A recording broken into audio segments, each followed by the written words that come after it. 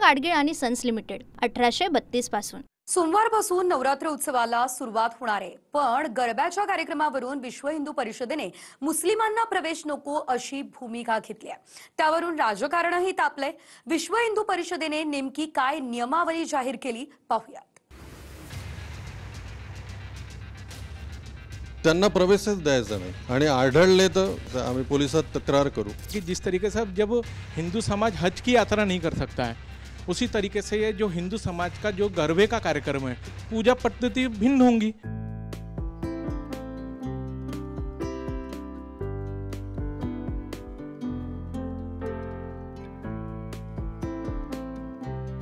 नवरात्रोत्सवात गरब्याच्या कार्यक्रमात फक्त हिंदूंनाच प्रवेश द्या, मुस्लिमांना नको अशी भूमिका विश्व हिंदू परिषद आणि बजरंग दलाने घेतली। विदर्भातल्या गरबा आयोजन करणाऱ्या मंडळांना विश्व हिंदू परिषदेने तशा सूचनाच दिल्या। लव जिहादच्या घटनांमुळे सूचनांचं कडक पालन करा असं विश्व हिंदू परिषदेने म्हटलंय। गरब्याच्या कार्यक्रमात मुस्लिमांना प्रवेश नको, हातावर कलावा असला तरी कपाळावर टिळा लावा, देवीचं पूजन करूनच प्रवेश अनिवार्य करा, गरबासळी वराह देवाची प्रतिमा ठेवा। त्यांना प्रवेशच द्यायचा नाही आणि आढळले तर आम्हाला संपर्क करायचा, आम्ही पोलिसात तक्रार करू। या गरबा उत्सवामध्ये विधर्मी आणि असामाजिक तत्व यायला नको, तर त्यांना आम्ही सूचना करत आहोत की त्यांची ओळख झाली पाहिजे म्हणून आधार कार्ड पाहून आणि टीका लावून आणि मातेचं पूजन करूनच त्यांना प्रवेश दिला पाहिजे असा आग्रह आम्ही करतो आहे।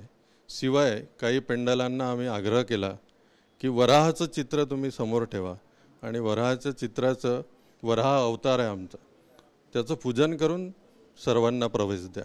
कि जिस तरीके से जब हिंदू समाज हज की यात्रा नहीं कर सकता है, उसी तरीके से ये जो हिंदू समाज का जो गरबे का कार्यक्रम है वो माता की शक्ति का कार्यक्रम है।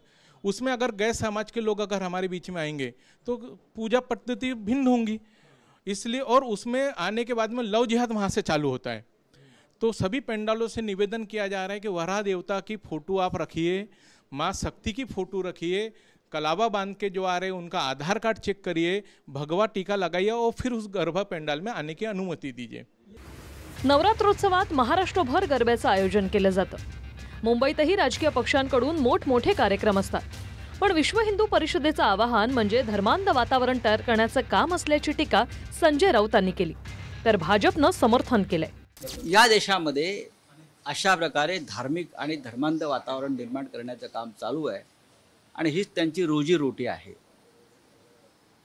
मी अगदीच सर्व धर्म समभावाच्या गोष्टी कधीच करणार नाही, बरोबर आहे, पण ज्या प्रकारे हे विष पेरण्याचं काम चाललं आहे त्या महाराष्ट्राला आणि देशाला भूषणावह नाही।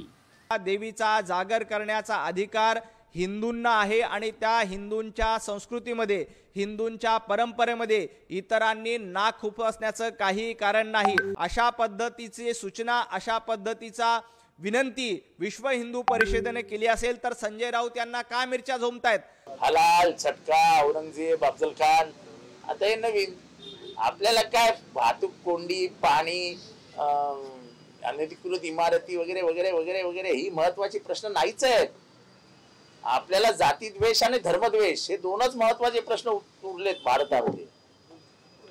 येत्या 2 ते 3 महिन्यात महापालिकांच्या निवडणुका आहेत, त्यातच विश्व हिंदू परिषदेने गरब्यावरून फक्त हिंदू नो मुस्लिम अशी भूमिका घेतल्यानं वातावरण तापलंय। नागपूरहून गजानन उमाटेसह bureau report, TV9 Marathi, Mumbai. Poona Gadgil आणि सन्स लिमिटेड 1832 पासून।